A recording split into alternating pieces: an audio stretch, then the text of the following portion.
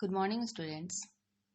Myself, Dr. Bharti Singh, Assistant Professor, Department of English, Ranchi Women's College, Ranchi. Today, the topic of my lecture is Modernism. This topic would be beneficial for the students of English Honours Part 3, Semester 6, Paper 16, and also for the students of MA English Part 2, Semester 4, Paper 410.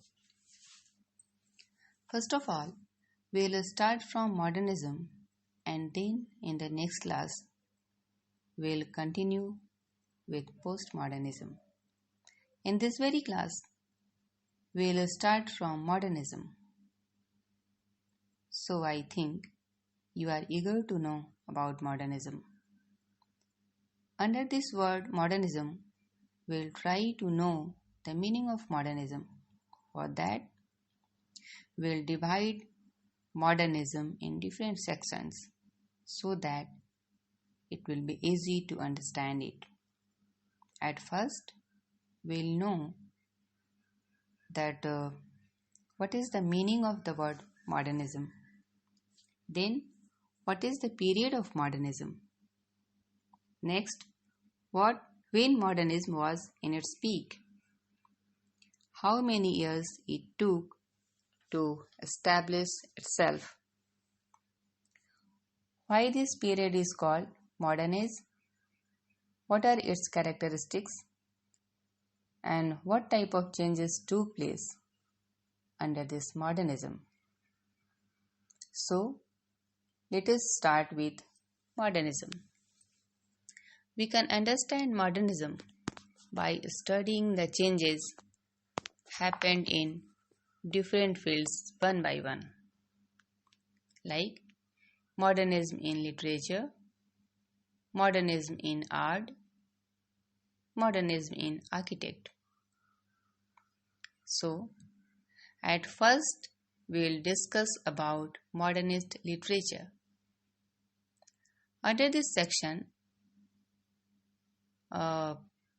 we will try to know the characteristics of modernist literature. And characteristics of modernist literature are individualism, experimentation, absurdism, symbolism, and formalism.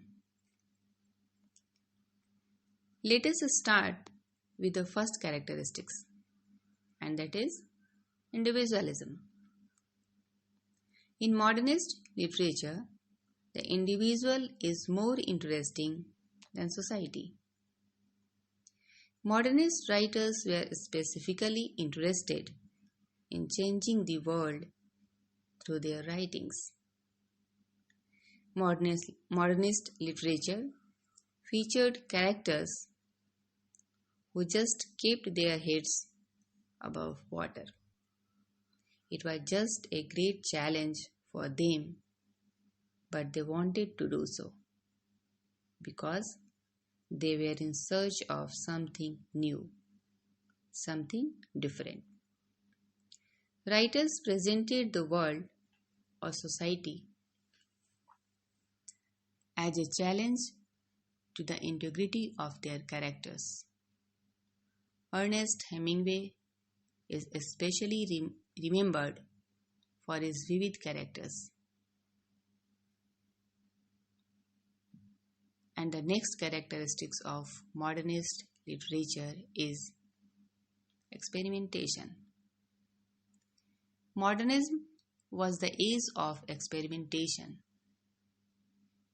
Modernist writers broke free of old form and techniques of writings.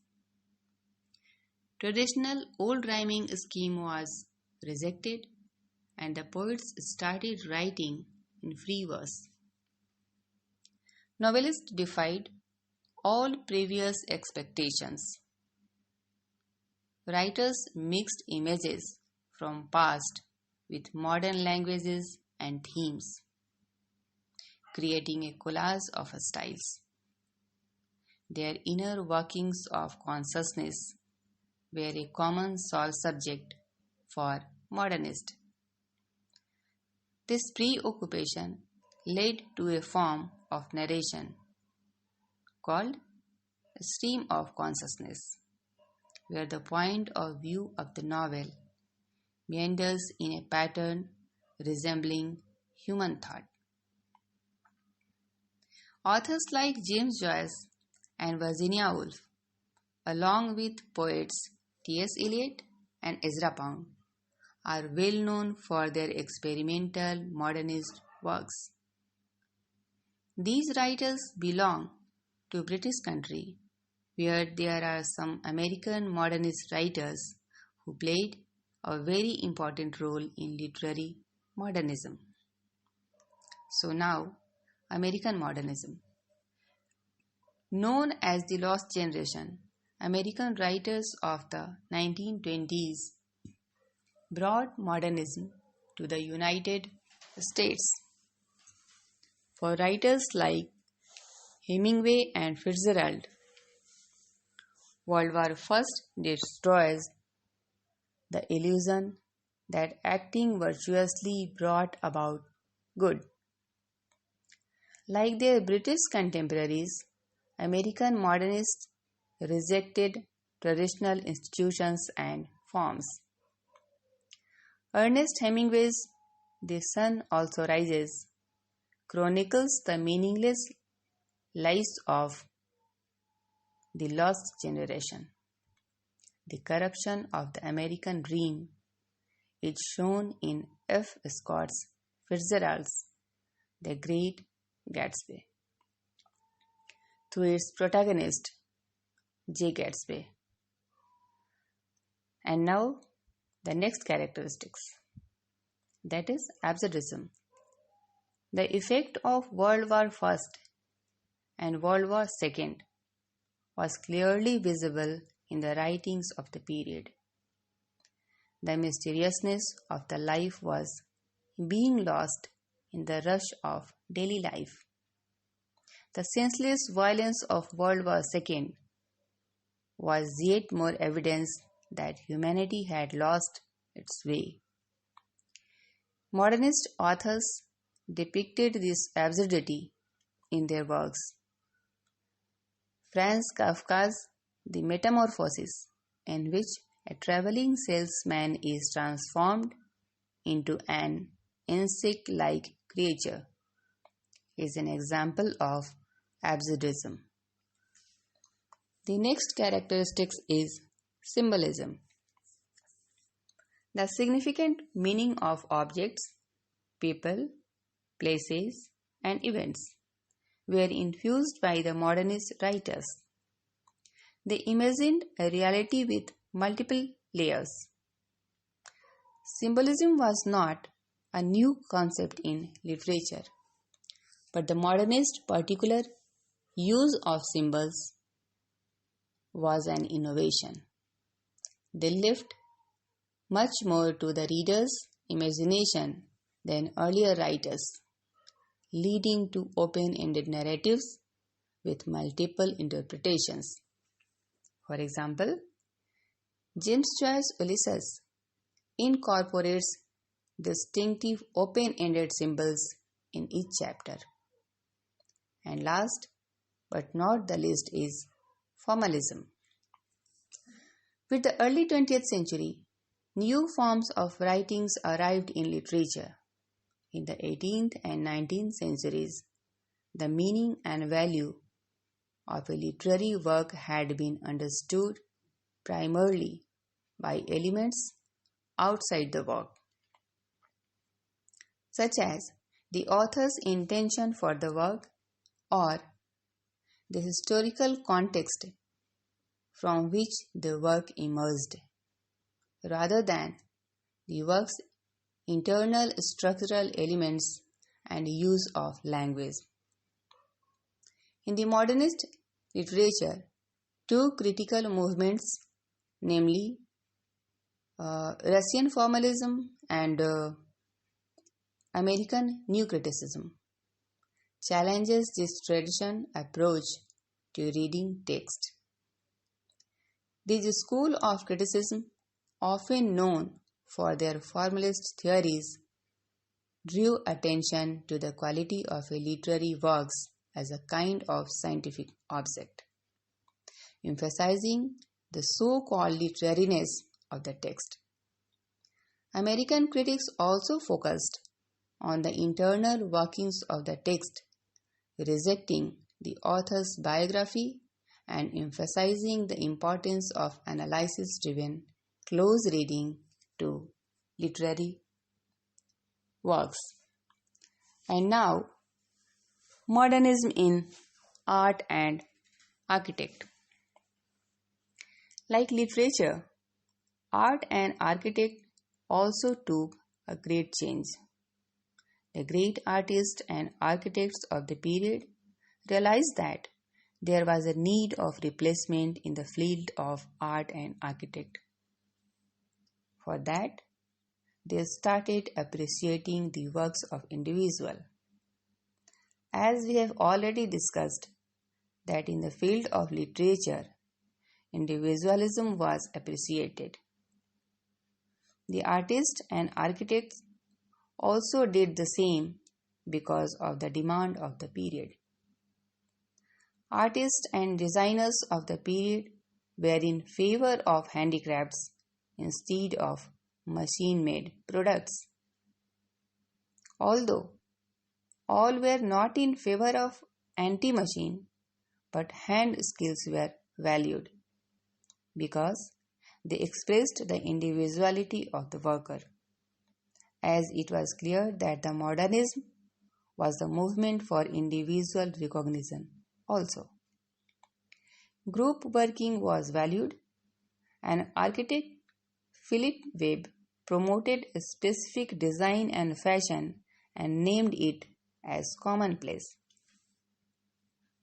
Regional art and design were promoted, and for that it was important to motivate people to work in group. It was also very important to know that how well the designer has used the materials from which they were made. The value of product was decided by the quality of materials used for products. Gold, for example, because of its softness and elasticity, can be worked in a way that iron cannot. This idea was known as truth to materials. Like metals, it was also applied in woods. Different woods respond well to different structural tasks. In addition to this idea of a correct working method for each material in response to its individual qualities, there is the idea of the correctness of form, so that how a material responds when worked will also determine its ultimate shape. One of the reasons that industrial production was so disliked was because it was ignored this principle.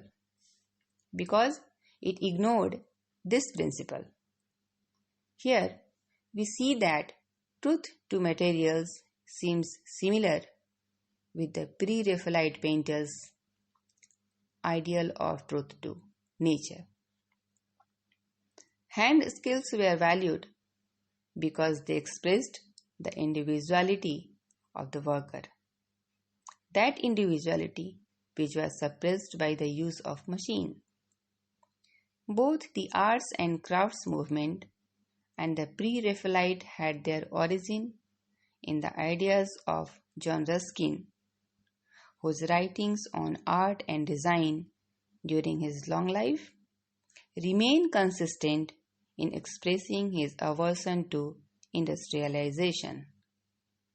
It may be sometimes contradictory, but majority of the artists and designers were in favor of individual recognition.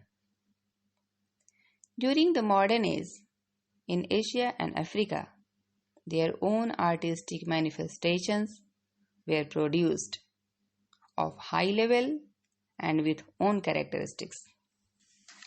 In Islamic art, geometric patterns were emphasized. In India and Tibet, expression was developed through painted sculptures. In Japan, the relationship between calligraphy and painting continues, and in China, original manifestations are performed in a variety of styles. So, the overall result of this shift is to produce a literature, art, and architect which seems dedicated to experimentation and innovation. Thank you.